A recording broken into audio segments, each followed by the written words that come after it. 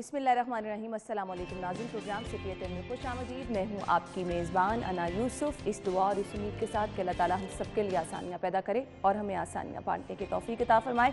आज के शो का आगाज़ कर लेते हैं। 4 अगस्त है और आज यौम शहदा मनाया जा रहा है।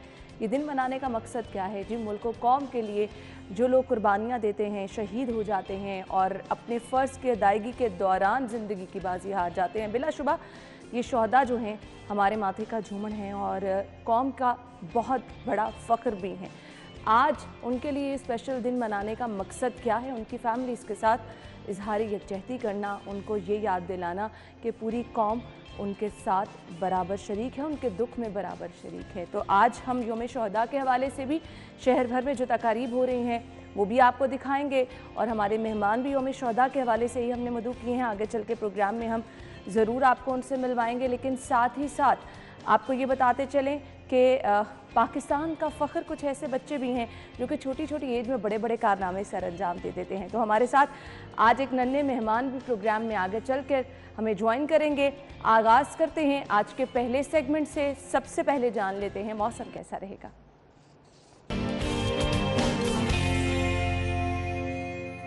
बाहर इस वक्त कोमल मौजूद हैं और हम देख रहे हैं जी शहर में हब्स की शिद्दत इसी तरह से बरकरार है। मानसून मौसम है ऑलरेडी। ये तो प्रेडिक्शन की जाती है कि कभी बारिश होगी नहीं होगी, लेकिन बारिश के बाद कल भी हमने देखा शदीद हब्स हो गया था। तो आज क्या प्रेडिक्शन की जा रही है? बारिश होगी? टेम्परेचर मैक्सिमम कितना रहेगा? चलते हैं कोमल की तरफ। जी कोमल। जी बिल्कुल है ना, शहरी लाहौर के मौसम के हवाले से बात की जाए तो आज अल सुबह में ही जो है सूरज आग बरसा रहा है। शहरी जो है बिलबिला रहे हैं, गर्मी काफ़ी ज़्यादा महसूस की जा रही है और हब्स की शिद्दत में भी इजाफा हो रहा है। मौजूदा दर्जा हरारत के हवाले से बात की जाए तो इस वक्त बाहर का दर्जा हरारत जो है वो 30 डिग्री सेंटीग्रेड रिकॉर्ड किया जा रहा है, यानी कि काफ़ी ज़्यादा गर्मी बढ़ गई है। और महकमा मौसमियात की जानिब से आज दिन भर के हवाले से ये कहा गया है कि आज दिन भर जो है सुबह के औकात में मौसम में इसी तरह गर्म और खुश्क रहेगा, जबकि शाम के औकात में मौसलाधार बारिश की पेशगोई की जा रही है। और दिन भर ज़्यादा से ज़्यादा दर्जा हरारत जो है वो 36 डिग्री तक जाने का इम्कान जाहिर करने के साथ साथ आइंदा 2 रोज़ मूसलाधार बारिशों का सिलसिला बरकरार रहने की भी पेशगोई की जा रही है। इसी तरह लाहौर के क्वालिटी इंडेक्स के हवाले से बात की जाए तो लाहौर का क्वालिटी इंडेक्स में काफ़ी ज़्यादा बेहतरी देखने में आई है, जो कि ओवरऑल 93 रिकॉर्ड की गई है। लेकिन जो कायदे आज़म इंडस्ट्रियल एरिया है, क्योंकि वो फैक्ट्री एरिया है और फैक्ट्री से निकलने वाला गंदा आलूदा धुआं जो है फिजा को भी आलूदा कर रहा है, इसलिए वहाँ का क्वालिटी इंडेक्स 126 रिकॉर्ड किया जा रहा है, जो कि इंसानी सेहत के लिए मुदर साबित हो सकता है। ठीक है, थैंक यू सो मच कोमल। मौसम की सूरत हाल आपने हमें बता दी है। हम बढ़ते हैं अब शहर की सूरत हाल की तरफ। पहली खबर, भारतीय डेल्टा वायरस ने खतरे की घंटी बजा दी। वैक्सीन लेने के बावजूद वायरस से तहफ़्फ़ुज़ नहीं।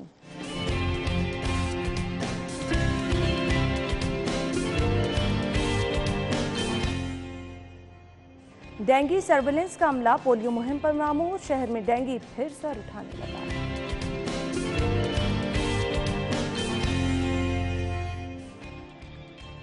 सरकारी निर्खनामों पर सब्जी मिलना मुश्किल। दुकानदारों ने मंडियों में सब्जी की कीमतें डबल कर दी।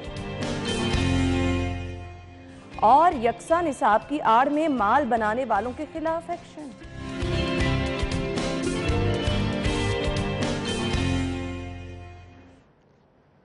जी तो नाज़रीन, ये हैं आज की टॉप स्टोरीज। इन खबरों को हम डिटेल में डिस्कस करेंगे। स्टूडियो में हमारे साथ हमारे सीनियर रिपोर्टर दुर्रे नायाब मौजूद हैं। अस्सलाम वालेकुम दुर्रे, क्या हाल चाल है आपके? दुर्रे नायाब, पहली खबर की तरफ चलते हैं। शहर में हम देख रहे हैं कोविड की सूरत हाल जो कि बिगड़ती चली जा रही है। बार बार लोगों को ये चीज़ कहा जा रहा है, मोटिवेट किया जा रहा है वैक्सीनेशन करवाएं।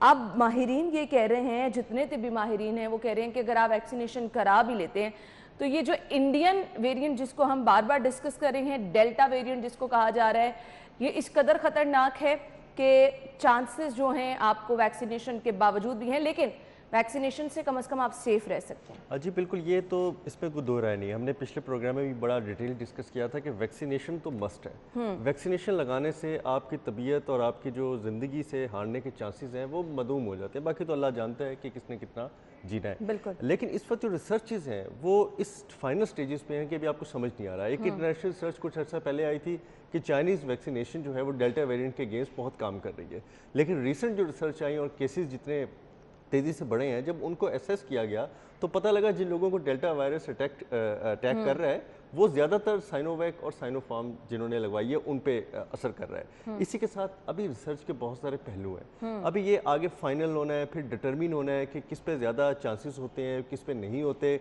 लेकिन एक चीज़ बड़ी मस्ट है कि आप हाथ धोएं और आप जितना मर्जी परहेज करें, ये फैलना ही फैलना है, क्योंकि इसकी फैलने की और अब वो बहुत हम तेजी के शिद्दत साथ, देख रहे हैं, जैसे जैसे टाइम गुजर रहा है बढ़ रही है। और आप देखें कि इसके फैलने की शिद्दत इतनी ज़्यादा हो गई है कि आप मास्क लगाने के अलावा अब इससे बच नहीं सकते, क्योंकि ये हवा में भी मुअल्लक है, ये सांस के ज़रिए भी ट्रैवल कर रहे हैं, और आप हाथ धोने वाली आप दूसरी पोजीशन से बाहर आ जाएं। अब आपने मास्क को 100% ज़िंदगी का हिस्सा बनाना है, और जहाँ पे पब्लिक प्लेसेस हैं, ख़ास तौर पे जहाँ पे रशी एरियाज़ हैं, जहाँ पे पब्लिक इंटरेक्शन है, जहाँ पे आप लोगों ने ऐसी जगहों पे जाना है जहाँ पे पब्लिक डीलिंग है, बड़ी तादाद में लोग आते हैं, बसें हैं, मेट्रो बसेस है, ऑरेंज लाइन है, मुख्तलिफ मोबाइल कंपनियों की दुकानें, फ्रेंचाइजीज देखिए हैं। जी, एक चीज तो कंफर्म है कि आपको अपने काम के लिए बाहर निकलना ही निकलना है। वो चाहे हमारे घर के कारोबारी हजरात हैं, उनको भी जाना है, हम लोगों को भी अपनी ड्यूटीज पे आना ही पड़ता है। एहतियात है जो आपने करनी है, और मेरे ख्याल से अब दुरे नायाब एक्स्ट्रा एहतियात की जरूरत है। आप इतनी ज़्यादा एहतियात करें कि सेफ़ इन्वायरमेंट के अलावा आप कोशिश करें कि जहाँ नहीं जा सकते, जहाँ जाने की ज़रूरत से बच सकते हैं, आप बच जाएँ, अपने आप को महदूद कर लें। ऑनलाइन एप्लीकेशंस का इस्तेमाल करें, बहुत सारी चीज़ों को ऑनलाइन जितनी भी आपकी ऐप्स हैं, ऑर्डर्स लें, उसके मुतालिक आप शॉपिंग भी कर सकते हैं, बहुत आसानी पैदा हो चुकी है। लेकिन जहाँ पे सेफ़ इन्वायरमेंट है वहीं पे जाके आप मास्क को उतार के अपना इजी रहें, लेकिन जहाँ सेफ इन्वायरमेंट है वहाँ ना जाएं। इस वक्त लाहौर शहर की ये हालत है कि ये इतनी तेज़ी से फैल रहा है कि मुझे डर है कि जो भी आदाद शुमार है ये बहुत ज़्यादा दुरुस्त नहीं है, इससे कहीं ज़्यादा डेल्टा वायरस जो है इस वक्त लाहौर शहर में हो सकता है। बहुत अच्छी चीज की निशानदेही किया, आदाद शुमार दुरुस्त नहीं है, क्योंकि हमारे यहाँ टेस्टिंग भी दुरे नायाब उस लेवल नहीं हो रही, और हमारे पास कोई ऐसा मैकेनिज्म भी नहीं है कि हम फौरी तौर पे इस चीज़ को डिटरमिन कर लें कि हमारी शरह जो है वो किस किस वैक्सीनेशन वाले शख्स पे, किस किस वैक्सीनेटेड वाले जो शख्स है उस पर किस हद तक हो चुका है। दूसरी बात यह है कि हमारे पास कोई ऐसा सॉलिड डाटा अभी नहीं है कि जिस पे हम सर्वे की बुनियाद पे लाहौर शहर के मुख्तलिफ इलाकों पे मल्टीपल टेस्टिंग लॉन्च करें। और मल्टीपल टेस्टिंग से ये फ़ायदा हमें होगा कि हमें हर इलाके में एक रैंडम रेशो पता लग जाएगी कि आखिर कोरोना बढ़ने के रेशो क्या है, क्योंकि वैक्सीनेशन करवाने के बाद अब वो सूरत हाल नहीं है जो खुदा ना खास्ता आपके बेड्स भरे हुए थे, अस्पतालों में तिल धरने की जगह नहीं थी, वेंटिलेटर्स आपको मिल नहीं रहे थे, लेकिन लोग अस्पतालों का रुख कर रहे हैं, उनके अंदर मुख्तलिफ किस्म की चेंजिंग्स आ रही हैं। किसी को पेट का मसला है, किसी को हाजमे का मसला हो रहा है, किसी को बुखार, ज़ुकाम, नज़ला, मौसमी उसकी शक्ल में भी आ रहा है, और जब वो टेस्ट करवाता है तो खुदा ना खास्ता उसका पॉजिटिव हो जाता है। तो हमें बहुत सारी चीज़ों का एहतियात बरतना पड़ेगा। सिम्टम्स भी हम देख रहे हैं चेंज होते चले जा रहे हैं। जहाँ से हम शुरू हुए थे कि जी आपको टेस्ट और स्मेल जो है वो खत्म हो जाता है, उसके अलावा अब दीगर चीजें भी हम देख रहे हैं। अब माहिर ये भी कह रहे हैं कि पेट के अमराज, मैदे के मौसम से भी रिलेट कर रहे हैं ना लोग उसको, सामने आ रहा है। लेकिन हमारे जो बुजुर्ग हैं, घरों में जो लोग हैं, वो ये कहते हैं कि मौसम चेंज हो रहा है, सावन भादों है, उसके बाद हबस का आलम है, तो हो सकता है आपका जी मैदा ख़राब हो जाए, लेकिन ऐसा नहीं है।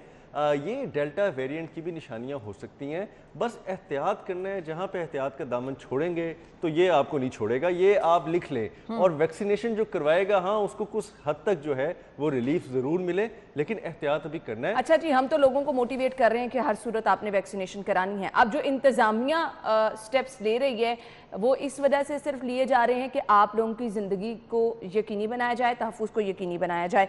अब डिप्टी कमिश्नर साहब कह रहे हैं जी दुकानदारों को वैक्सीनेशन के लिए 2 रोज़ की मोहलत, कोई रियायत नहीं होगी।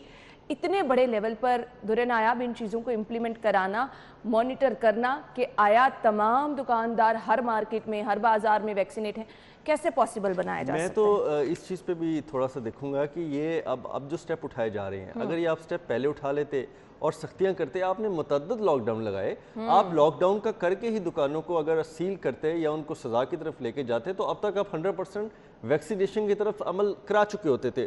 और जितनी अच्छी कैंपेन्स लॉन्च की गई इस गवर्नमेंट की तरफ से, डिप्टी कमिश्नर साहब और कमिश्नर लाहौर डिवीज़न की तरफ से ख़ास तौर पे कि आपने एक ख़ास मखसूस तबके के लिए भी सेक्टर फॉर्म की सूरत में वैक्सीनेशन के अमल को आगाज़ किया। यानी कि अगर कोई पेट्रोलियम सेक्टर में पेट्रोल पंप पे पेट्रोल भरने का अमल करता है, उसके लिए भी अलहदा आपने सेक्टर वाइज कर दी, बेकरियों के लिए अलहदा सेक्टर वाइज कर दी, शोरूम्स गाड़ियों के आपके हैं, आपके मुतअद्दिद जो हैं वो गारमेंट्स के जो आपकी आउटलेट्स हैं उनके लिए अलहदा सेक्टर वाइज कर दी। अगर उसके बावजूद भी कोई फ़ायदा नहीं उठाता तो फिर कराची वाला हाल हो रहा है कि आज वहाँ पे देखिए कितनी लाइनें लगी हुई हैं। और इस हद तक ये है कि वहाँ पे लोगों के जिनके पास शनाख्ती कार्ड नहीं, जिनके शनाख्ती कार्ड एक्सपायर हो गए हैं, जिनके शनाख्ती कार्ड रिन्यू होने वाले हैं, उनको भी वो कह रहे हैं कि बस अब लगवा लें। अब आप इस चीज़ को छोड़ दें कि इदराज कैसे करना है, बस वैक्सीनेशन लगाएं क्योंकि जान बचानी है। भाई आपको कोरोना जितनी शिद्दत से फैल चुका है वो ये तो नहीं देखेगा ना कि इसका वैक्सीनेशन का जो है वो इसलिए नहीं हो सकी क्योंकि इसका एक्सपायर आईडी कार्ड था या इसका आईडी कार्ड चोरी हो गया था।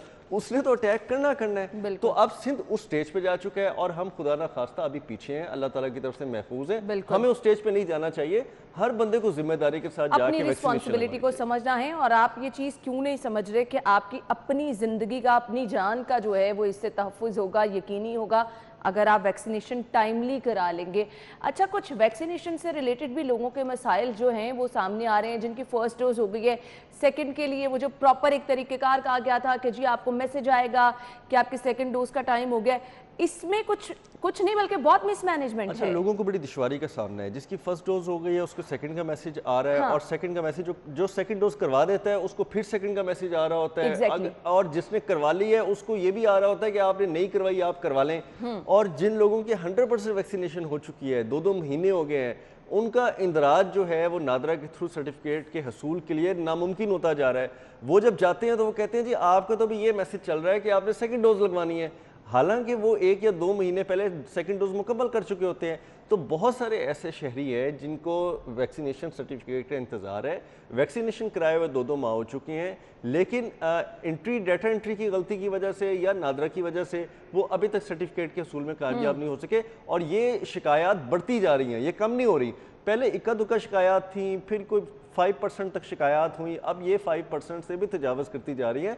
क्योंकि जैसे ये लोड बढ़ा है कि सर्टिफिकेट हर एक को ज़रूरी है, चाहे वो ट्रेन का सफ़र है, चाहे वो मेट्रो का सफ़र है, सरकारी दफ्तर के अंदर एंट्री है या आपका हवाई सफ़र है, उसके लिए तो अब सर्टिफिकेट 100% यकीनी बनाया जाएगा। और लोड इतना बढ़ चुका है डाटा एंट्री ऑपरेटर्स पे, आपके डाटा सिस्टम पे, कि आप उसको जनरेट ही नहीं कर पा रहे और लोग ख्वार हो रहे हैं। और जब अपना ID कार्ड करते हैं मैसेज तो उनको डोज का आ जाता है जी कि आप सेकेंड डोज लगवाएं।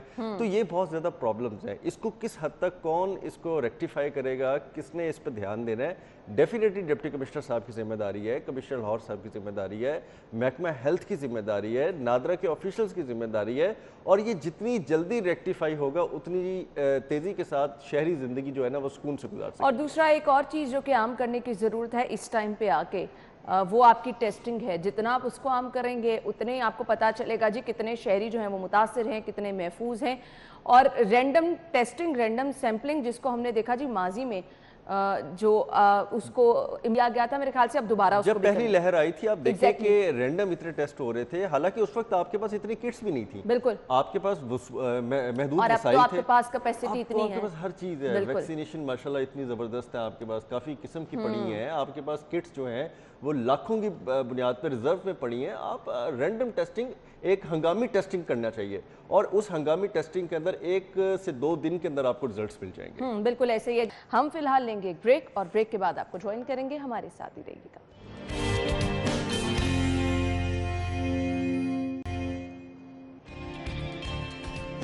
Welcome back. अगली खबर हमारे पास है जी, डेंगू सर्विलेंस का अमला पोलियो मुहिम पर मामूर है और शहर में डेंगू का खतरा, ये तो हम बार बार कह रहे थे क्योंकि बारिशें हो रही हैं, मानसून बारिशों में खतरा बढ़ जाता है। और ये मच्छर आप सभी लोग जानते हैं साफ़ पानी में इसकी अफजाइश होती है और हमारे यहाँ ऐसा तो है नहीं कि बारिश हो रही है तो फौरी तौर पर वहाँ से निकासी आप मुमकिन बनाएं। जहाँ पर जिन इदारों की, महकमों की रिस्पॉन्सिबिलिटी है उनकी जानिब से गफलत है, वहीं पर दुरनायाब लोग भी इस चीज़ को इंश्योर नहीं करते हैं कि उनके घर की छतों पर, बालकनीज़ में अगर पानी बारिश का है तो उसको फौरी तौर पर निकाला जाए। देखिए बहसियत हम पाकिस्तानी शॉर्ट मेमोरी हाँ, बिल्कुल सही कहा। हमें बहुत सारी चीज़ें भूल जाती हैं। आपको याद है डेंगू ने जब सर उठाया तो साबिक वज़ीर आला शहबाज शरीफ साहब हर चौक में, हर चौराहे पे, हर टीवी ऐड पे, हर अखबार के किसी न किसी पेज पे आपको डेंगू का दर्स देते नजर आते थे। सर क्लासेस में 0 पीरियड, क्लासेस एवरी संडे आपकी वॉक हो रही थी, एवरी संडे वॉक हो रही थी। हर बच्चे को, बड़े को, बुजुर्ग को,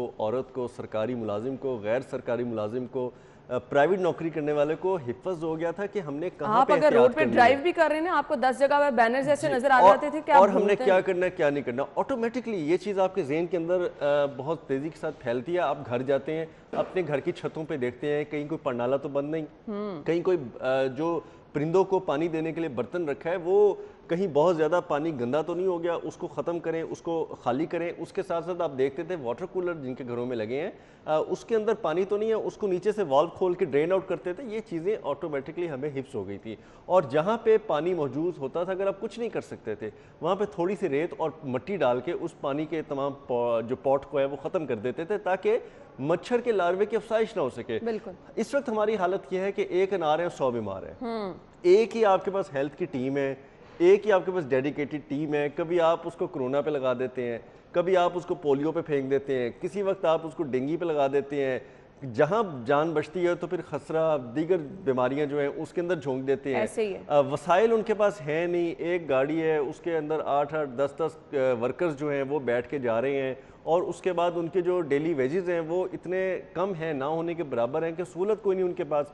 फिर वो भी 3-3 महीनों की ताखीर से उनको तनख्वाहें दी जाती हैं। अब होगा क्या कि अगर आप उनको डिवाइड कर देंगे कि आधी टीम को आप डेंगू पे सर्वेलेंस पे लगा देंगे, आधी टीम को आप पोलियो पे, ना आपके पोलियो के नताइज बेहतर आएंगे ना। अब ये आपके कमांडर का काम है, जो डिप्टी कमिश्नर हैं, कमिश्नर लाहौर हैं, कि उन्होंने अपनी टीम को बेस्ट यूटिलाइज कहाँ करना है, कहाँ पे ज़रूरत है इस वक्त। अगर देखें ना, आपकी बरसात नहीं हो रही और आप कि कोरोना फैल रहा है, तो आप कोरोना से हटा के डेंगू पे तो नहीं लगा सकते।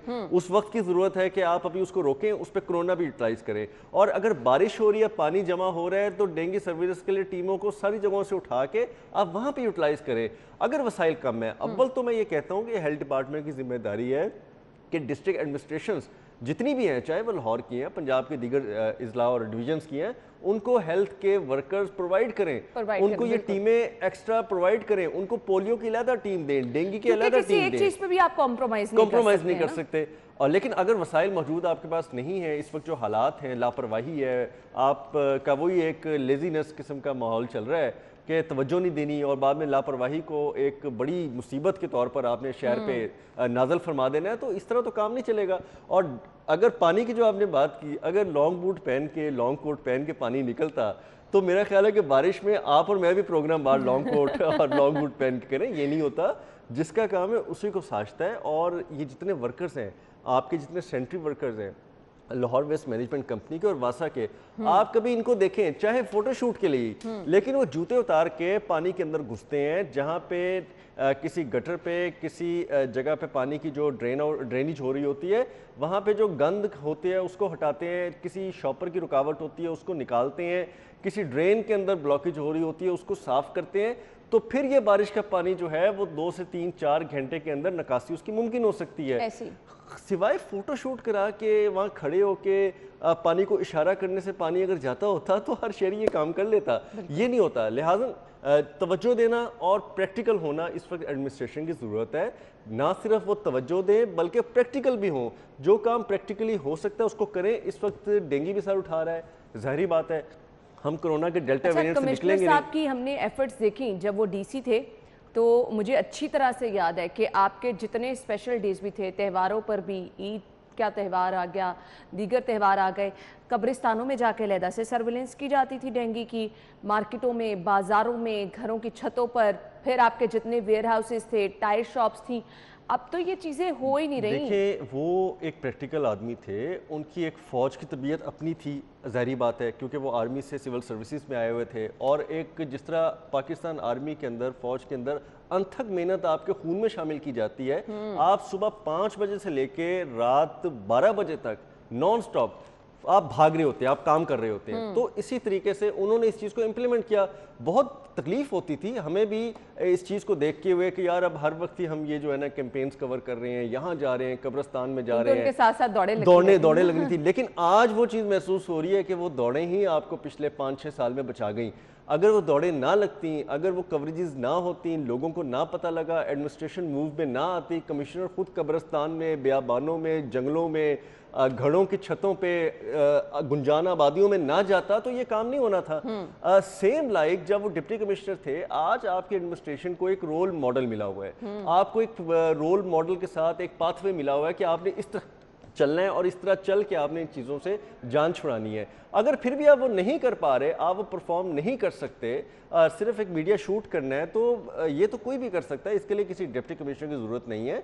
ये तो फिर सियासतदानों का शेवा है, उनको करने दें। फिर आपकी जिम्मेदारी बहैसियत लाहौर के सिपा सलार चाहे वो कमिश्नर साहब हैं, डिप्टी कमिश्नर हैं, उनकी जिम्मेदारी तो परफॉर्म करना है और परफॉर्मेंस के साथ ही हम चीज़ों से नबर्द आजमा हो सकते हैं, वरना हमारे पास इसके अलावा सोल्यूशन कोई अच्छा, नहीं है। ये फिर जवाब देना और बरी ज़िम्मा हो जाना कि अभी एक मसला नहीं है, मसाइल तो बहुत ज़्यादा हैं। डिस्ट्रिक्ट एडमिनिस्ट्रेशन ने कोरोना को देखना है, लॉकडाउन मुख्तलिफ एरियाज़ में हुआ है, वैक्सीनेशन को देख रही है, फिर इसके साथ साथ आपके पास पोलियो की कैंपेन चल रही है, आपके पास डेंगू का मसला है, आपने प्राइस कंट्रोल कराना है तो वो डिस्ट्रिक्ट एडमिनिस्ट्रेशन ने कराना है।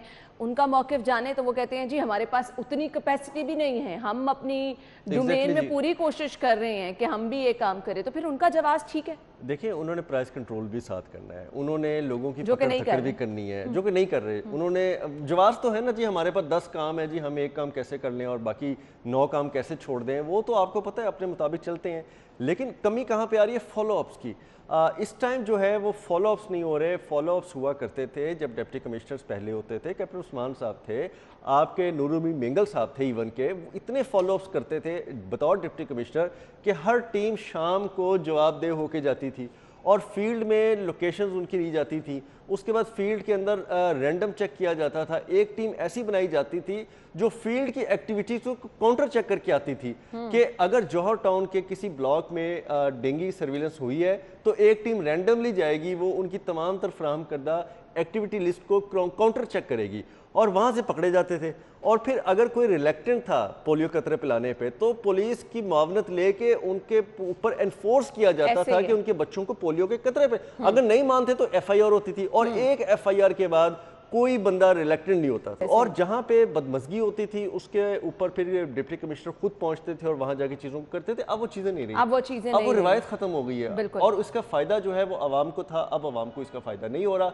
अल्टीमेट लाहौर शहर एक मसले से निकलेगा दूसरे मसले में चला जाएगा, दूसरे से निकलेगा तीसरे में चला जाएगा। और अब हम क्या कहें आवाम को, जी आपने डेंगू से बचना है, आपने कोरोना से बचना है, आपने पोलियो से बचाव करना है, तो ये चीज़ें कहीं ना कहीं हमारी अपनी रिस्पॉन्सिबिलिटी भी हैं। इसको समझिए, अगर पोलियो टीमें आपके घर आ रही हैं तो अपने बच्चों को पोलियो के कतरे ज़रूर पिलाएं और बारिशों के सीज़न में ख़ास ख्याल रखें कि घर में साफ़ पानी को जमा ना होने दें।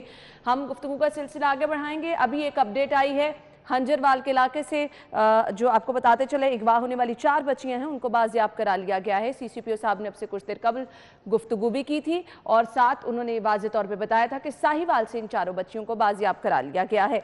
बच्चियों को साहिवाल से बाजियाब कराया गया। इब्तदाई तौर पर तफ्तीशी टीम मौके पर पहुंच चुकी है। सीसीपीओ की जानिब से मीडिया से गुफ्तगू करते हुए ये बताया गया। अपडेट आप तक पहुंचा रही हैं। 4 बच्चियां जो कि हंजरवाल से अगवा हुई थी, साहिवाल से इन 4 बच्चियों को बाजियाब करा लिया गया है।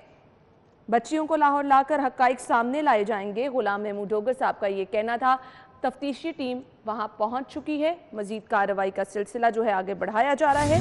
बच्चियां खुद साहिवाल गईं या अगवा किया गया, तफ्तीश में पता चलेगा, सीसीपीओ का ऐसा कहना था।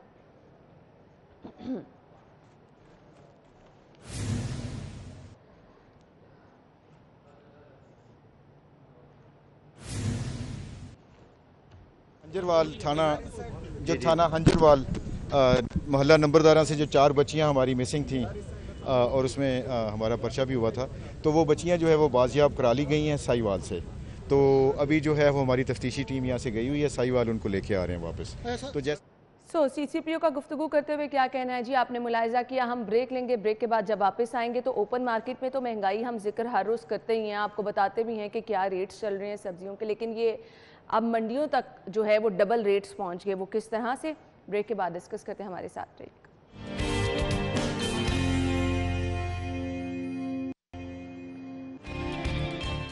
खेल के मैदान से अपडेट आई है, आप तक पहुंचा देते हैं जी। क्रिकेटर उमर अकमल को क्लब क्रिकेट खेलने की इजाजत मिल गई है। आपको अहम खबर से आगाह कर रहे हैं। क्रिकेटर उमर अकमल जिन्हें क्लब क्रिकेट खेलने की इजाज़त मिल गई है और डिटेल्स ये हैं जी। पीसीबी ने उमर अकमल को क्लब क्रिकेट खेलने की इजाज़त दे दी है। उमर अकमल को क्लब क्रिकेट खेलने की इजाज़त देना बहाली प्रोग्राम का हिस्सा है। उमर अकमल ने नदामत का इजहार किया और एंटी करप्शन लेक्चर्स में शिरकत की। बल्लेबाज ने एंटी करप्शन डिपार्टमेंट के सवालात के जवाब भी दिए। उमर अकमल का बहाली प्रोग्राम अगले माह तक मुकम्मल हो जाएगा। उमर अकमल इस साल डोमेस्टिक क्रिकेट खेलने के अहल होंगे।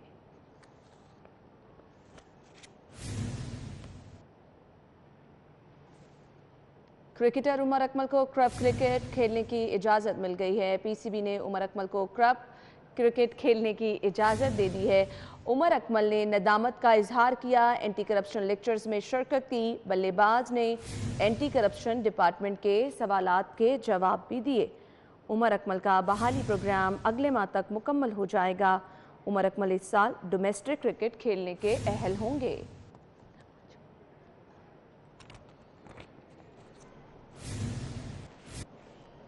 जी, तो अब हम अगली खबर डिस्कस करने वाले हैं। महंगाई पहुंच चुकी है अब मंडियों तक। सब्जी मंडी में भी डबल कीमतें देखी जा रही हैं। दुर्रे नायाब, इसकी क्या वजह है? वैसे डीसी साहब वहाँ पे भी कभी नज़र नहीं आए हैं।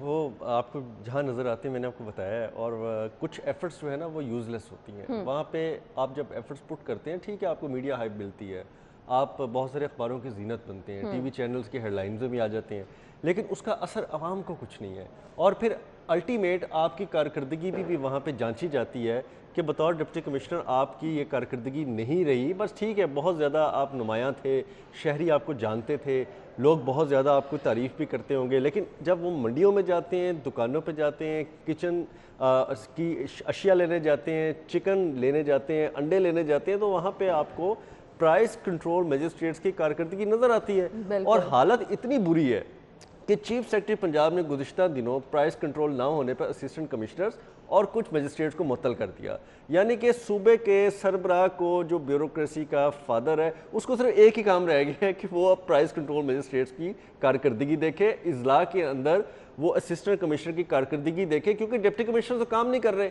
ये काम तो उनका है। लेकिन चीफ सेक्रेटरी को मजबूरन ये काम करना पड़ा और उनको देखना पड़ा कि लोगों को दूसरे इजला में, लाहौर में रिलीफ नहीं मिल रहा, कैसे रिलीफ दिया जाए। इंतजामी अफसरान को शोकास तो अलहदा किए, लेकिन जो आपके कीमतों की कंट्रोल करने वाले मुहर्रकात थे, उनके जो जिम्मेदारान थे, उनके खिलाफ अलहदा एक्शन हुए। अब ये काम चीफ सेक्रेटरी का तो नहीं था, ये काम तो कमिश्नर मुतलका डिवीजन्स के और डिप्टी कमिश्नर मुतलका ज़िले का स्पेसिफिक था, लेकिन उनकी तवज्जो नहीं है। वो इस चीज़ को देखते ही नहीं है कि हम छोटे छोटे काम करके शहरियों को बड़े बड़े रिलीफ कैसे दे सकते हैं।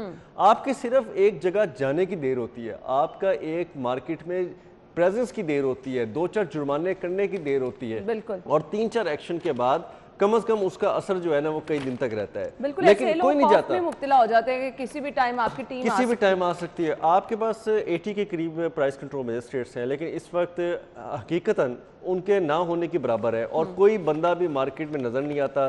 साहब बहादुर गाड़ी में बैठे होते हैं और एक उन्होंने ड्राइवर रखा होता है, एक उन्होंने पर्ची कलेक्टर रखा होता है, वो जाता है जुर्माना करता है। और मैंने फिजिकली ये चीज़ें ऑब्जर्व की हैं, ठीक चीज़ें ऑब्जर्व की हैं कि वो जुर्माना भी नहीं करता, कुछ पैसे जेब में डालता है और पर्ची वैसे रख के वापस आ जाता है। दुर्रे नायाब, ये वो चीज़ें हैं कि इनका कभी भी हल नहीं, आपको परमानेंट हल नहीं नजर आ रहा। आप जिस चीज़ का मैं जिक्र करने वाली तजावुजात पे आ जाएं। MCL ने हॉल रोड पर कल क्रैकडाउन किया है, 35 स्टॉल्स, 15 रेहड़ियाँ जब्त कर ली हैं।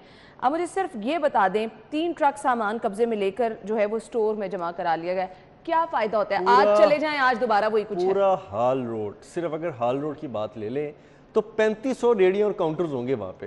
तो अगर उसमें से उन्होंने 35-40 लेकर एक अपना फोटो सेशन करा लिया है और उसके बाद कराने के बाद तस्वीरें खींच की, प्रेस रिलीजें आ गई, मैं कहता हूँ थोड़ा सा ना इंसान को इस काम में भी अपना ईमानदारी का मुजाहरा करना चाहिए। अगर आप नहीं काम कर रहे, आप इस काबिल नहीं हैं पॉलिटिकल प्रेशर को फेस करने के, वहाँ के अंदर ताजरों के प्रेशर को फेस करने के, लॉ एंड ऑर्डर के इश्यूज को फेस करने के, तो आप इस तरह के भोंडे ऑपरेशन ना करें। बिल्कुल, ये तो अवाम के साथ मजाक है, और हर उस बंदे के साथ मजाक है जो कानूनी तौर पर दुकान लेके, प्लाजा लेके, कानूनी जगह लेके, टैक्स दे के, बिजली के बिल भर के अपना ईमानदारी के साथ कारोबार करता है, और एक वो बंदा है जो ना दुकान लेता है, ना टैक्स देता है, ना बिजली का बिल लेता है, एक थड़ा जो आवाम के गुजरगाह का है उसके ऊपर अपना काउंटर रखता है, लोगों का रास्ता भी रोकता है और हकीकी कारोबार करने वाले लोगों की हक तलफी भी करता है। आप उसके साथ 2, 4, 500, 1000 की खातिर ये जितने भी आपके तय बाजारी का अमला है वो यही काम करता है।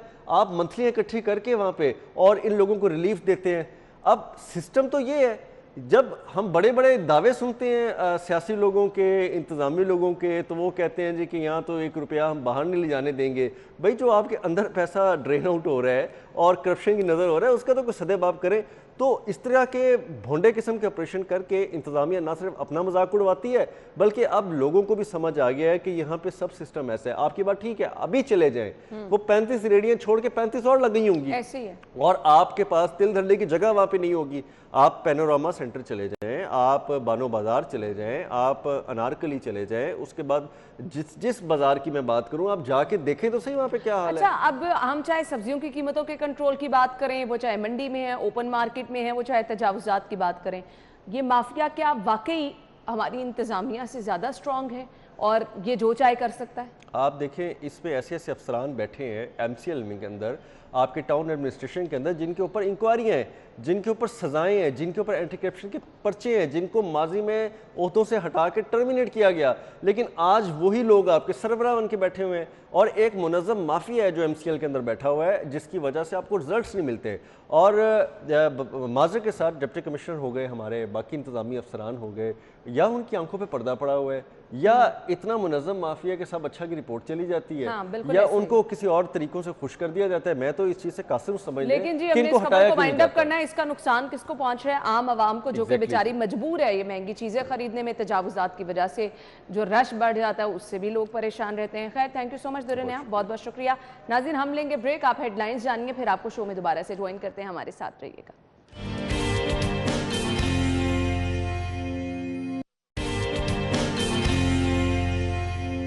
शहीद की जो मौत है वो कौम की हयात है, बिलाशुबा ये एक बहुत ही डीप सेंटेंस है।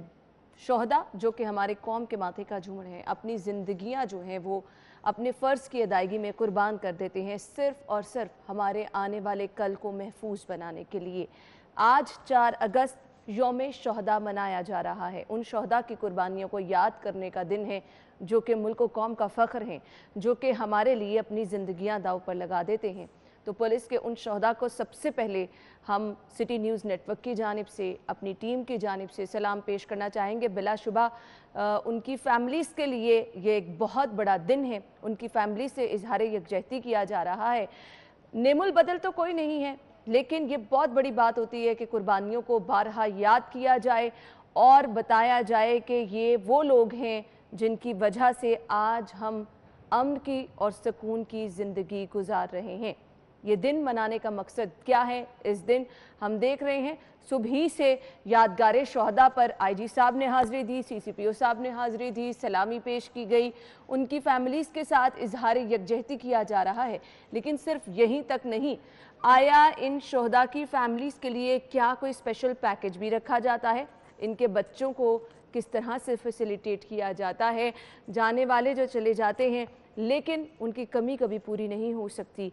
इदारा, महकमा उनके लिए क्या कुछ कर रहा है, उनकी फैमिली के लिए क्या कुछ कर रहा है, पसमानदिगान के लिए क्या कुछ कर रहा है।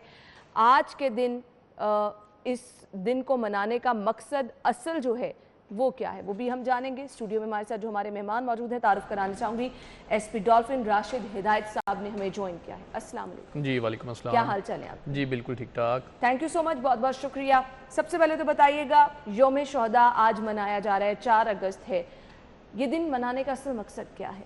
मैं अपने अल्फाज को इन जुमलों के साथ स्टार्ट करूँगा कि एक जवान तरोताज़ा ने अपने गर्म लहू से इस वतन की मिट्टी को सैराब किया है, अपनी जान देकर कितने घरों को आबाद किया है। क्या खूब कहा। तो इस दिन को मनाने का बुनियादी मकसद जो है इस अज़म का इयादा करना है कि हमने जो हमारे शोहदा ने कुर्बानियाँ दी हैं उन्हीं राहों पर चलना है और अपनी सोसाइटी को महफूज बनाने के लिए जो सुप्रीम सेक्रीफाइसेस रेंडर किए हैं हमारे शोहदा ने, वो ये हमें माइल करती हैं कि हम देखें हमारे जो सफ़ों में कहाँ कमी कुताही और हम उनको भी एड्रेस करें। और ये दिन इस बात का भी हम इयादा करते हैं कि हमने शोहदा की फैमिलीज़ के साथ हज़ारे यकजहती करना है, बल्कि वो हमारी अपनी फैमिलीज़ है और वो दिन हम उनके साथ सेलिब्रेट करते हैं। जिस तरह आपने खुद अपने इंट्रोडक्शन में बताया कि आज का दिन हमने यादगार शोहदा पर हाज़िरी से शोहदा की कब्रों पर गए और इसके अलावा शोहदा की फैमिलीज़ के साथ ये दिन सेलिब्रेट करते हैं, ताकि जो कुरान पाक में अल्लाह ताला की ज़ात ने फरमाया कि शहीद जिंदा हैं, जिंदा तो है, वो बिल्कुल उसकी स्पिरिट को रिवाइव किया जाए और उसको अमली जामा पहनाया जाए।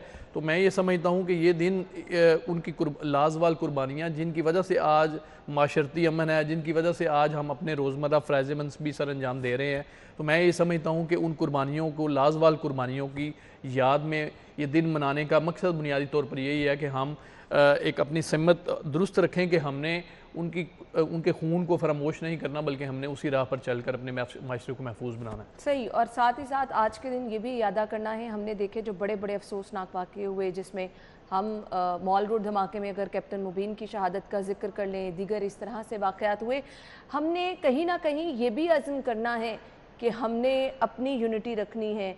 इस तरह के जो दहशतगर्द अनासर हैं, मिलजुल कर उनका कला कमा करना है।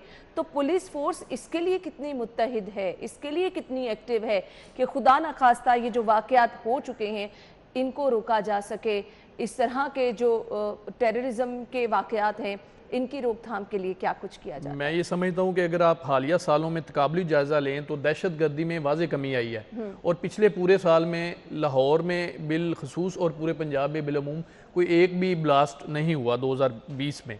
तो ये इस बात की गमाजी है कि हमारे शोहदा ने जो खून दिया या हमारी पुलिस ने जो कुर्बानियाँ दी हैं, वो गाजियों ने जो कुर्बानियाँ दी हैं, उनका समर आज हमारी कौम जो है वो समेट रही है। और ये जो है वो इस बात की दलील है कि हम जो है अपने फ़राइज़ मनसबी को इंशाअल्लाह अज़ीज़ उन्हीं की रोशनी में जो उन्होंने सबक हमें दिया उन पर अमल पैरा होकर हम बातरीक़े हसन जो है अपने फ़राइज़ मनसबी को सर अंजाम देंगे इंशाल्लाह इंशाल्लाह। और इसी तरह से मुल्क कौम की खिदमत करेंगे। राशिद हिदायत साहब, मैं आपसे ये जानना चाहूँगी, बिलाशुबा वो माएँ, उनका बड़ा हौसला बुलंद होता है जिनके बहादुर सपूत जो हैं वो कौम की खिदमत करते ज़िंदगी की बाजी हार जाते हैं और शहीद का बुलंद दर्जा उनके नाम लग जाता है। जब पुलिस फोर्स ज्वाइन की जाती है तो ऑब्वियसली पेरेंट्स भी इस चीज़ में कंसर्न होते हैं। आपका अपना जज्बा क्या होता है? क्या ये चीज़ें तब सोच रखी होती हैं? आपका अपना एक्सपीरियंस कुछ बताइएगा। जी बिल्कुल, जब कोई भी ऑफिसर, कोई भी जवान इस महकमे में कदम रखता है, जब इस महकमे को ज्वाइन करने के लिए इब्तदाई मराहल में होता है, तो ये सारी चीज़ें उसके जहन में होती हैं। चाहे कांस्टेबल के लेवल पे रिक्रूटमेंट के तहत वो इस महकमे में आता है, या ASI, या इवन हम कुछ ट्रेनिंग में भी ये चीज़ें बार बार याद दहानी कराई जाती हैं कि बड़ी रिस्क वाली जॉब है, आपको अपनी ज़िंदगी हथेली पर रख के हर जगह। जी बिल्कुल, ये तो बुनियादी एक हकीकत है कि पुलिस जो है it's a way of life. आप दिन रात मसरूफ़ अमल रहते हैं, दिन रात आप अपने फील्ड में, अपनी फ़राइज़ मनसबी में आप अल्लाह ताला की मखलूक की खिदमत के लिए आप हाज़िर और मौजूद रहते हैं। तो डेफ़िनेटली जब आप एंटी सोशल एलिमेंट से, क्रिमिनल एलिमेंट से, टेररिस्ट से, इस तरह के माशरे के नासूरों से जब आप नबर्द आज़मा होते हैं, तो definitely there is always a factor of risk, और आपकी जो लाइफ है, पर्सनल आपकी लाइफ जो है वो एट स्टेक होती है, इसमें कोई दो राय नहीं है। सही। अच्छा, अब मुझे ये बताइएगा कि आज का दिन जो मनाया जा रहा है, आपने बताया शहर में डिफरेंट एक्टिविटीज़ भी हो रही हैं, यादगार शोहदा पर हाज़िरी भी दी जा रही है, सलामी भी पेश की जा रही है, फैमिलीज़ के साथ भी स्पेशल जो है वो एक इवेंट का एहतमाम किया गया है। ज़रूरी ये चीज़ है कि इन लोगों की फैमिलीज़ को अब अकोमोडेट किस तरह से करना है, क्योंकि फैमिली का सरबराह चला जाए तो सारा का सारा शहराजा बिखर जाता है। क्या स्पेशल प्लान रखा जाता है? बहुत इम्पोर्टेंट आपने ये जो पॉइंट जो है वो सिग्निफाई किया। इसमें बुनियादी तौर पर over the period of time बहुत ज़्यादा रियलाइजेशन आई है गवर्नमेंट के लेवल पर भी, और हमारी सीनियर कमांड ने तो हमेशा ही इसके लिए बहुत ज़्यादा मेहनत और कोशिश की है। और ये हमारी सीनियर क़यादत की सिंसियर एफर्ट्स का नतीजा है कि आज अल्हम्दुलिल्लाह हैंडसम शोहदा पैकेज है रखा गया है। इसमें जिस तरह कुरान पाक में अल्लाह ताला की ज़ात की तरफ से फरमान है कि शहीद ज़िंदा है, तो उसी की स्पिरिट के मुताबिक जब हमारा कोई जवान या अफसर शहीद होता है तो उसकी अनइंटरप्टेड सैलरी जो है वो उसके अकाउंट में टिल उसको ज़िंदा कंसिडर करते हुए टिल हिज उसकी सैलरी डिसबर्स उसके अकाउंट में होती रहती है, जो कि उसकी फैमिली के लिए, ताकि वो उनसे अपने जो है day to day life activities जो है वो कंटिन्यू रखें as if he is alive. उसके अलावा जो है वो शोहदा पैकेज भी गवर्नमेंट ने over the period of time बड़ा इम्प्रूव किया है। अभी गालबन अगर मैं गलत नहीं कह रहा तो 10 मिलियन के करीब जो है इन कैश और एक 5 मरले का घर जो है वो उनको शहीद की फैमिली को दिया जाता है। इसके अलावा जो और बच्चों की पढ़ाई के खराजात या फिर अगर उसमें हमारा उसमें हमारे वेरियस एजुकेशनल इंस्टीट्यूशन के साथ MOUs भी साइन है। उसमें शहदा की बच्चों की जो एजुकेशनल एक्सपेंसेस हैं वो भी सारे के सारे गवर्नमेंट और डिपार्टमेंट हमारा जो ये तो बहुत अच्छी चीज़ें हैं जिनको फॉलो किया जी बिल्कुल हमारा जो डिपार्टमेंट है वो उसको बियर करता है, उसमें बिल्कुल उनको इसकी वो परेशानी का सामना। हम ब्रेक लेंगे, ब्रेक के बाद आपको ज्वाइन करते हैं, हमारे साथ ही रहिएगा। ब्रेक के बाद प्रोग्राम में आपको एक बार फिर से खुशामदीद कहेंगे। SP डॉल्फिन राशिद हिदायत साहब हमारे साथ मौजूद हैं, उनसे हम गुफ्तगू का सिलसिला आगे बढ़ाएंगे। यौम शहदा के हवाले से हम गुफ्तगू कर रहे हैं।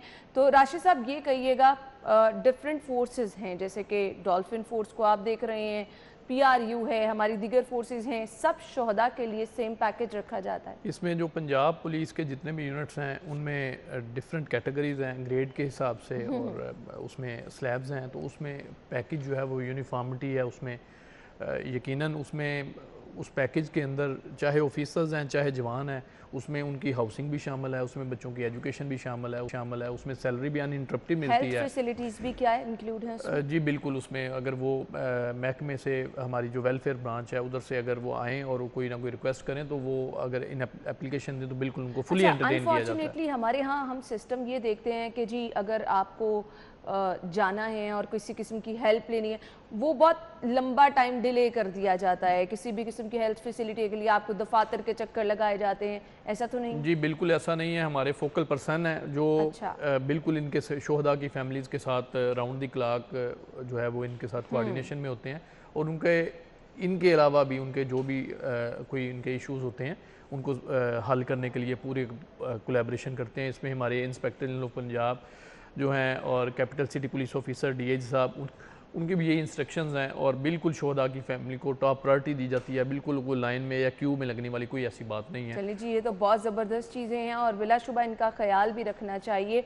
और अगर यही जज्बा रहेगा, इसी तरह से सपोर्ट करता रहा सिस्टम, तो मेरे ख्याल से मोराल जो है वो मज़ीद नौजवानों का बुलंद होता है। नौजवानों के अंदर ऐसा ये खौफ नहीं होता कि भाई उनको सपोर्ट करने वाला, उनकी फैमिली को पूछने वाला कोई नहीं है। कुछ डॉल्फिन की कारकर्दगी के हवाले से मैं जानना चाहूँ। डॉल्फिन का आज के दिन के हवाले से अगर देखें तो हमारा जवान मोहसन अली शहीद जो शादरा का रहने वाला था, वो महमूद बूटी के एरिया में 8 दिसंबर 2019 को उसने दौरान मुकाबला क्रिमिनल के साथ फाइट करते हुए उसने जाम शहादत नोश किया। तो अल्हम्दुलिल्लाह वो हमारा फ़ख्र है, हमारे माथे का झूमर है। और डॉल्फिन स्क्वाड लाहौर के जवान और अफसरान दिन रात पेट्रोलिंग करते हैं, स्नैप चेकिंग करते हैं, अपने फ़राइज़ मंस भी सरअंजाम देते हैं। मकसद के लिए इस फोर्स का क़याम अमल में लाया गया था, वो मकसद बहुत अच्छी तरह पूरा हो रहा है? जी बिल्कुल, बहुत अच्छी तरीके से पूरा हो रहा है। बल्कि मैं ये समझता हूँ कि रिस्पॉन्स टाइम के हवाले से अगर आप देखें, मोटरवे सानिया देख लें या इसके अलावा और इंसिडेंट आप देख लें, तो कहीं भी अल्हम्दुलिल्लाह इस पूरे साल में भी 2021 में एक सिंगल कंप्लेंट 1787 पे या सीनियर ऑफिशियल्स के पास या इवन हमारी हेल्पलाइन पे एटलीस्ट ये नहीं मिली कि किसी ने 15 पे कॉल की हो तो उसको डॉल्फिन का रिस्पॉन्स ना मिला हो या लेट मिला हो। तो मैं ये समझता हूँ कि ये इस बात का गमाजी है कि हम अपने जो ऑब्जेक्टिव को अचीव करने की तरफ हम रवान दवा हैं, और इंशाल्लाह हम तमाम मसाइल को बरूए कार ला रहे हैं। बाकी स्ट्रीट क्राइम की फ़ाइटिंग के हवाले से भी on average monthly 50 gangs 40 to 50 street criminal जो हैं वो अरेस्ट किए जाते हैं। स्नैप चेकिंग में बेशुमार target offenders, proclaimed offenders, court absconders, उनको पाबंदी सलासर करवाया जाता है। वन मीलिंग के हवाले से, एरियल फायरिंग के हवाले से, काइट फ्लाइंग के हवाले से बेशुमार गुड वर्क्स हैं। डोमेन में आती है डॉल्फिन इनका। अच्छा, मैं स्ट्रीट क्राइम की आपसे ज़रूर जिक्र करना चाहूँगी। शहर के कुछ इलाके ऐसे हैं जो कि पॉइंट्स पर हैं कि यहाँ पर जो है वो स्ट्रीट क्राइम बहुत ज़्यादा है। कुछ आप लोगों की स्पेशल फोर्स भी यहाँ पर होती है, कुछ डॉल्फिन की एक्स्ट्रा ड्यूटीज़ यहाँ पर लगाई जाती हैं जिन इलाकों को मेंशन किया गया है कि ये जी हाई रेटेड इलाके। उसमें हम बिल्कुल जो हमारी 15 की कॉल होती है उस पर चूँकि हमारी टीम रिस्पॉन्ड करती है तो हमारे पास क्राइम का पॉइंट आ जाता है, तो उसके और सेफ सिटी के साथ मिलकर हम क्राइम का पूरा एनालिसिस करते हैं और क्राइम के हॉट स्पॉट्स पर हम एक्स्ट्रा ऑर्डिनरी ड्यूटीज़ डिप्लॉय करते हैं। उन हॉट स्पॉट्स पर और क्राइम की पॉकेट्स पर, उन पीक आवर्स ऑफ क्राइम के हवाले से हम अपना डिप्लॉयमेंट प्लान सारा एडजस्ट करते रहते हैं डे टू डे क्राइम की एक्टिविटीज़ के हवाले से, और उसी ही की नतीजा है कि हम और फिगर देखते हुए ड्यूटीज चेंज भी की जाती बिल्कुल, हैं। बिल्कुल। तो राशिद साहब, आज के दिन की मुनासबत से आप मैसेज कुछ अगर देना चाहें? आज के दिन की मुनासबत से एक मैं अपने शोहदा की नज़र एक छोटी सी नज़म करना चाहूँगा आपके इस प्रोग्राम के तवसत जी, से। ज़रूर।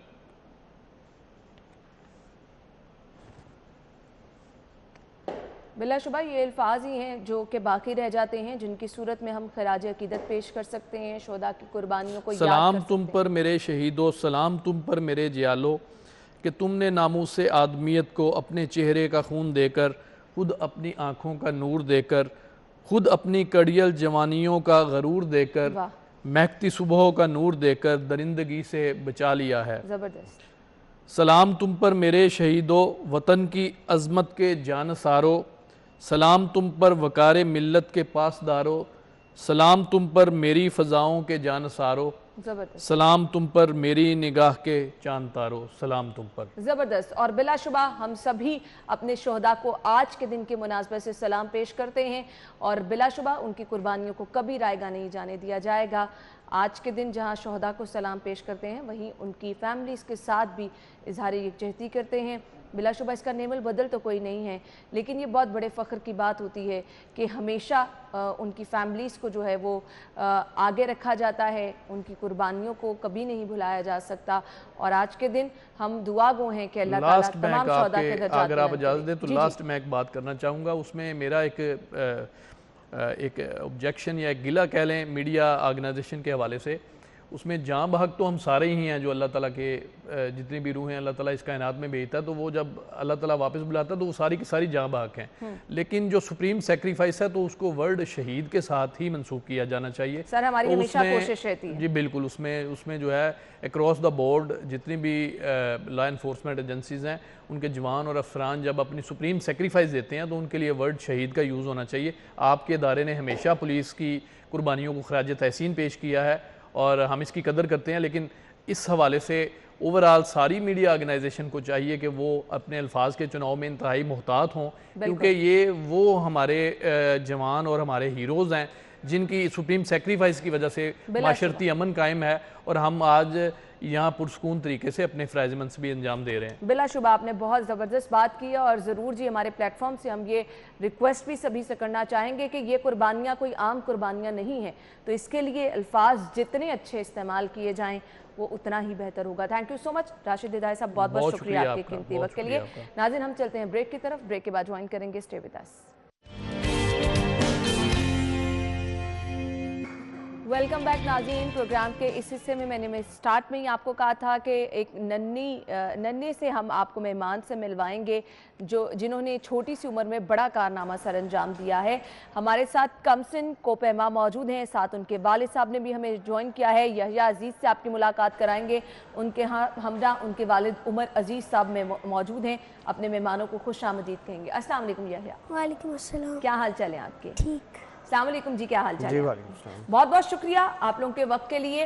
तो नाज़रीन यहिया के बारे में मैं सबसे पहले आपको ये बताती चलूं कि दुनिया की बुलंद तरीन पासों में से एक पास है जिनको इन्होंने सर किया। ये चोटी जो है K2 से 25 किलोमीटर के फासले पर मौजूद है।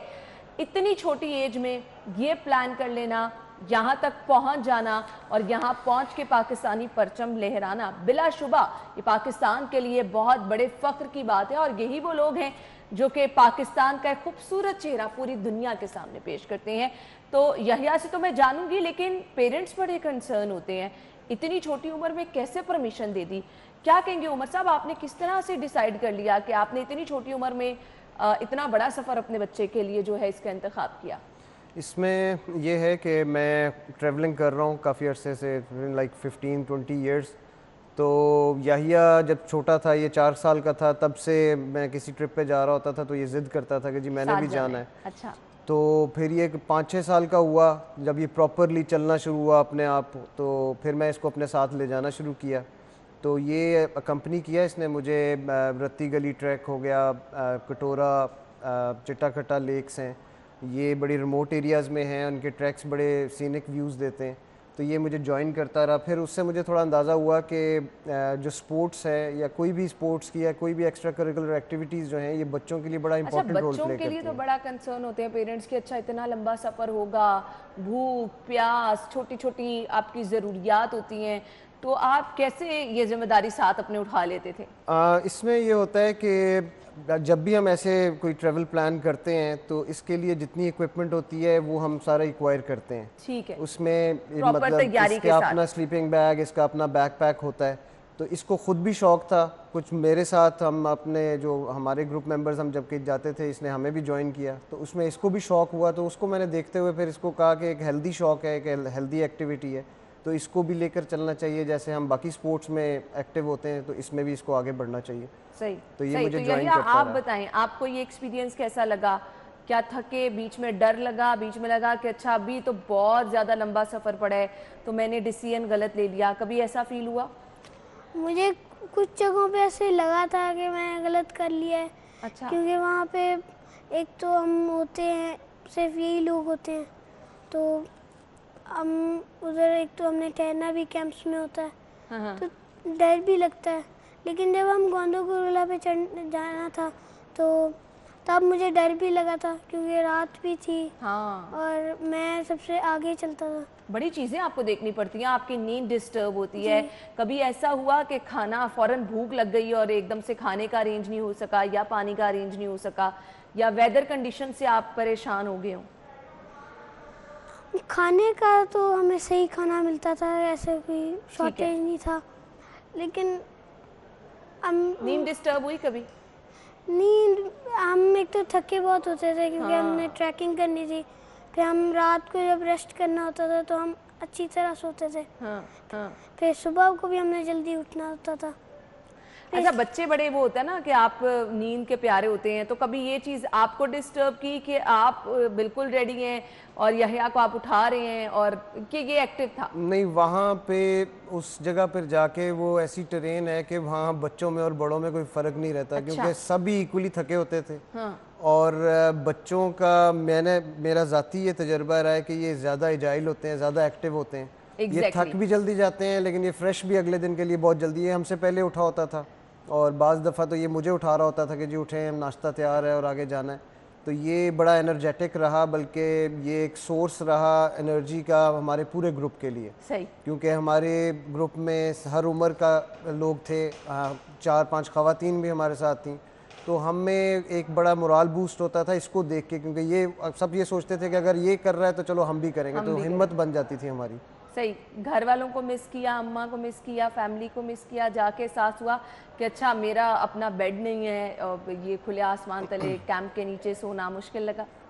मुश्किल में पहले मैंने भी कैंपिंग की हुई है तो मुझे आइडिया था कि कैसे आ जाएगी नींद। हाँ। और कैसे कैंपिंग करते हैं, टेंट में कैसे सोते हैं, ऐसे मुझे आता था कैसे सोना है। और मुझे वहाँ पे जाके आए तो थे याद, तो लेकिन ये भी था कि मैं एक्साइटमेंट भी थी कि वर्ल्ड रिकॉर्ड बनाऊंगा मैं। हाँ, ज़बरदस्त ज़बरदस्त, यानी जज्बा था।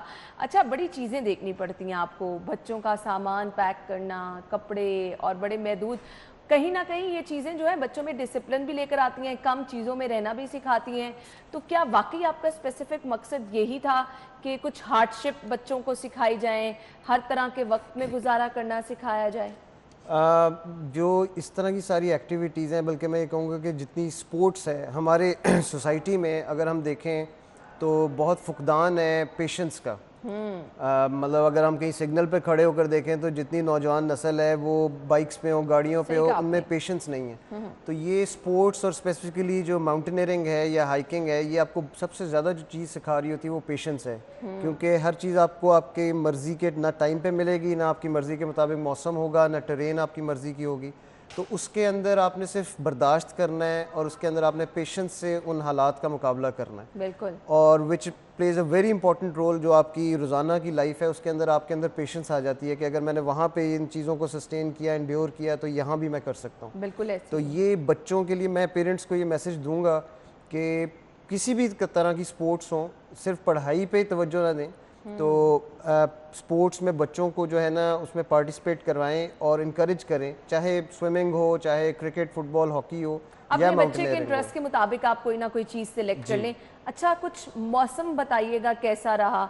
सर्दी ज़्यादा लगी या कहीं ऐसा मौसम था कि आप बर्दाश्त से बाहर हो गया? पहले हमारे ट्रैक के 7 डेज जो थे उसमें तो बहुत तेज़ गर्मी होती थी अच्छा। और वहाँ पे पानी भी कम मिलता था ओहो। क्योंकि वहाँ पे ग्लेशियर का पानी था, उसको पीने से हमारा तबीयत ख़राब होती है। सही सही। एंड में हमें ठंडा मौसम मिला जो बहुत ज़्यादा ठंडा था और हम जब कंकोडिया पे पहुँचे थे तो वहाँ पे स्नोफॉल हो गई थी। अच्छा। और स्नोफॉल की वजह से हमें K2 नहीं नज़र आता था। ओहो।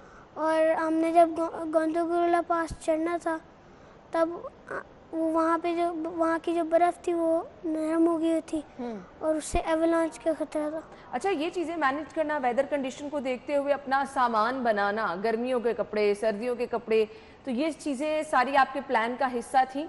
ये जब हम जाते हैं ना जी, तो ये ऑल ऑफ अ सडन नहीं होता है, इसकी प्लानिंग थी। जैसे अभी याहिया ने बताया कि हमने इसको कोई 3-4 साल पहले से प्लान करना शुरू किया। लास्ट ईयर कोविड में जो ट्रैवल रिस्ट्रिक्शंस थी उस वजह से नहीं जा सके, तो ये आपको रिसर्च करनी पड़ती है कि किस जगह पे कैसा मौसम है। आप सारा अपना लगेज, अपना सारा इक्विपमेंट जो है उसके अकॉर्डिंगली लेकर जाते हैं। उसमें आपकी डाउन जैकेट्स होती हैं, आपकी मतलब जैकेट्स, ट्राउज़र्स और जूते, हमें एक्स्ट्रा पेयर ऑफ शूज़ हमें कैरी करने पड़े, क्योंकि ये हो नहीं सकता कि आपके जूते अगर आप एक पेयर लेकर जा रहे हैं तो वही आपका सारा चला जाए। यानी आपको सब चीज़ें प्लान करनी पड़ती हैं। या आपके फ्यूचर प्लान्स क्या हैं, आगे क्या करना चाह रहे हैं आप?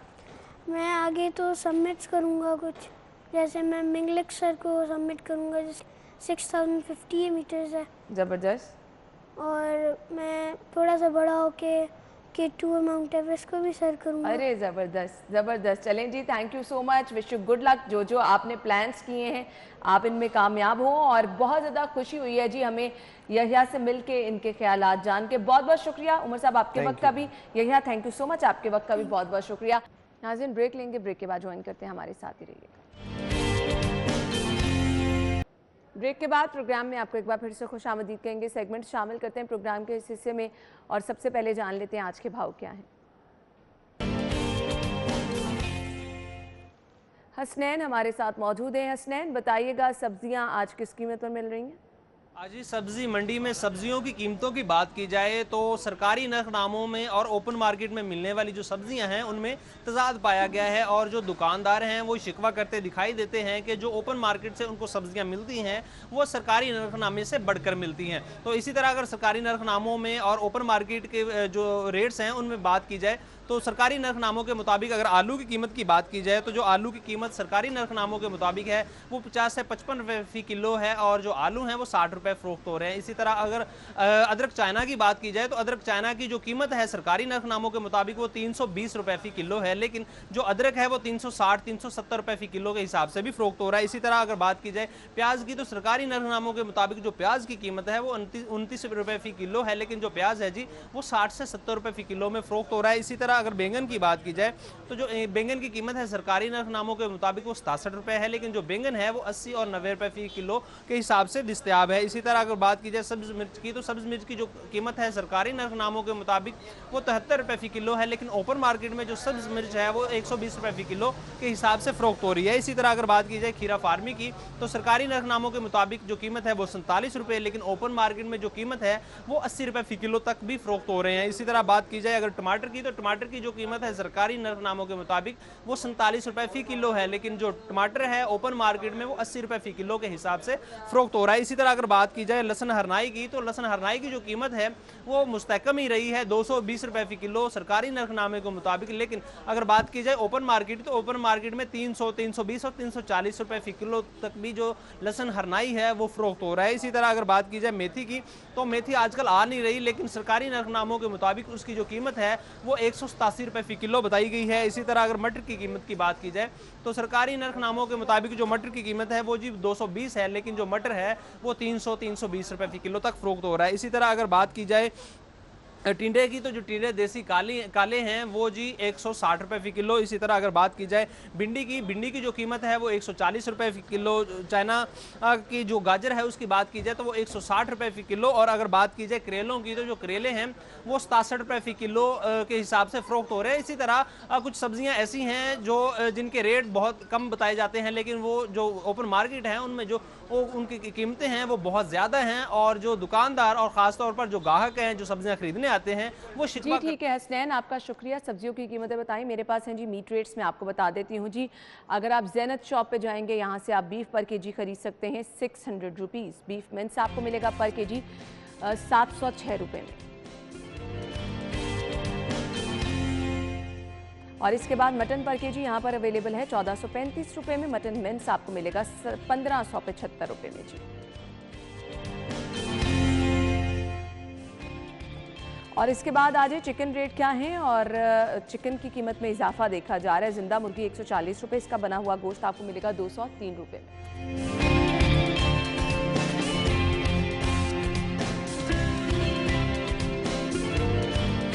तो ये तो थी हमारे पास रेट लिस्ट, आपके साथ शेयर कर दी है। इसी के साथ ही प्रोग्राम का वक्त पहुंचे अपने इख्तिताम को। आप अपना बहुत सारा ख्याल रखिएगा, और साथ ही साथ जिस चीज़ का हमने सबसे पहले जिक्र किया था प्रोग्राम के स्टार्ट में, मैं क्लोजिंग भी उसी पे ही चाहूँगी जी। आपने वैक्सीनेशन ज़रूर करानी है, और आपने जी रश वाली जगहों पर जाने से गुरेज करना है। SOPs को आपने ज़रूर फॉलो करना है। अपना बहुत सारा ख्याल रखिएगा। इंशाल्लाह कल सेम टाइम पर आपसे नए मेहमानों के साथ, नए टॉपिक के साथ मुलाकात करेंगे। इजाज़त दीजिए, अल्लाह हाफ़िज़।